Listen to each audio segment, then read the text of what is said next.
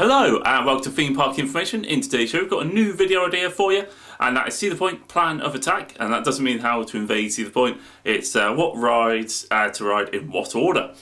Now I've been to Cedar Point on a couple of occasions, once in 2017 for 4 days, and then again in 2019 for 2 days and a bit. And I found that during the time, obviously you queue for rides, you know what to go on when. Obviously this is subject to change depending on how busy it is, depending on what rides open, depending on what time you get there, depending on if you need to, you have a bag or not, depending on, if you need to pick up tickets. So obviously there's lots of variables, so we're going to assume everything's fine. And hopefully, you kind of get it to work. If not, obviously there's always the fast pass, so it's not the end of the world. So I recommend parking at the back park arc for this. Just a little bit out of the way. I always find it a little bit easier to get to if you need to get something from your car as well. And what is the first roller coaster we are going to go on? It's going to be Magnum XL 200 as it happens. I've only ever really had a station wait for this, and it's a really good ride to start the day. We also assume, by the way, you don't really care where you sit, you just want to get on it. So should be easy enough, get it on, done and out the way, move on. And this could be a particularly risky one and people might not do it, but I'm going to say Top Floor Dragster next. It's pretty close to it in terms of the ride entrances. Obviously as well, it's quite common for this ride to go down or have rollbacks and stuff like that. So in my opinion, you want to get on it, get out the way. I've only had like a station slash like the little lift kind of stairwell, hill thing, whatever it is to the entrance. So yeah, it's usually been pretty quiet.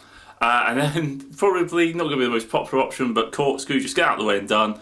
Again, this has only really ever had a station wait, so shouldn't be too difficult to get on it. Then we are going to go on Wicked Twister. Now this is, again, pretty short wait for this ride usually, right on the beach, kind of out the way, good ride to get out, get over and done with, shouldn't be too much of a problem. Then we're going to get an interesting one, and that is you want to try and see if you can get on Gatekeeper. Now, every time I've been to Cedar Point, Gatekeeper is effectively, usually you've had to queue up the stairs, but where the merger point is to pick in the side has always been quite clear. Usually it runs 3 trains, usually has good operations, you'll probably be on it pretty quickly. And what's also great about it is the second you've done it, you've effectively wiped out quite a lot of the park's rides as well. But assuming it's quiet, get that done and out of the way. And this is going to be a little bit controversial. You may decide not to do it this way, but it's fair enough. It's everyone has different ideas. If you have an idea of how you would do it, obviously put it in the comments below. I would actually recommend, and it's again partly because it's an area of the park you don't necessarily need to be in, but I reckon you could try and go on Blue Street, get that done and out of the way. It's a pretty classic wooden roller coaster. It may have a bit of a queue here and there, but not too much. But what you're also doing is you're buying yourself time so it gets closer to effectively lunch. Now, it doesn't really matter where you go for lunch, that's entirely up to you. You can have it light, heavy, whatever. The ride which I'm recommended to do afterwards is either going to be a genius solution for you or awful. And that is, you want to probably go towards Steel Vengeance. Now, Steel Vengeance will almost certainly have a long queue. Probably an hour and a half, maybe an hour if you're quite lucky. And depending on what you eat, you could be a bit of a walk from it, because obviously that's effectively one end of the park to the other. But that's the whole point. You're effectively going to be queuing and letting your food go down, because there's not a huge amount you can really do up until that point anyway, when you actually feel able to re-ride coasters. I mean, obviously this is the sort of coaster you probably don't quite want to get it wrong for, but usually you'll find after like a 90 odd or so minute wait, you'll be fit and raring to go and won't have any ill effects or problems. And Steel Vengeance is a great roller coaster, so yeah, well worth going on. It is also acceptable that this is probably the longest queue you'll have of the day, but effectively you're queuing while you're improving what's going on, shall we say. From there, this is where it's going to get a little bit interesting. I'd probably recommend going on effectively the Cedar Creek Mine coaster. That's a family ride, should be quite easy. And then I'd also recommend going on Gemini. Get that out of the way and done.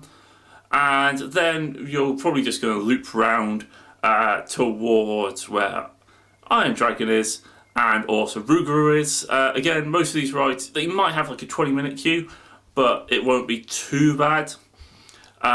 So at this point you're probably maybe approaching having some dinner, So get that done and sorted, and then we're going to effectively do the same trick we did with Steel Vengeance, but this time with Val Raven, as that usually always has a really long queue. And this time I wouldn't mind too much because it's not that intense or difficult to ride. So we're going to get that done. I'm going to assume it's going to be slightly later in the day at this point, and yeah, you're quite near the front entrance, so we're going to probably say go on Raptor. It should be quite an easy roller coaster to effectively get on and off. It usually runs 3 trains. It usually has very quick operations. I've only really ever queued 20 minutes, half an hour for it. You usually are on it in a blink of an eye. After that, it's going to be interesting. So assuming, obviously the park is starting to get a little bit quieter, assuming that people maybe are heading home, have had enough, and also assuming that it's obviously potentially quite late at this point, we are then going to use this opportunity to go on rides like Millennium Force and Maverick towards the end of the night, and then we're going to leave the last ride of the day on to Steel Vengeance and effectively finish it. Now, I'm generally really hoping I haven't missed any major roller coasters out. That'd be really embarrassing. I think I've got them all. That's what happens when a park has so many. So I'm pretty confident I haven't forgotten one. Obviously, if I have, just add that somewhere in the list. I don't really mind where.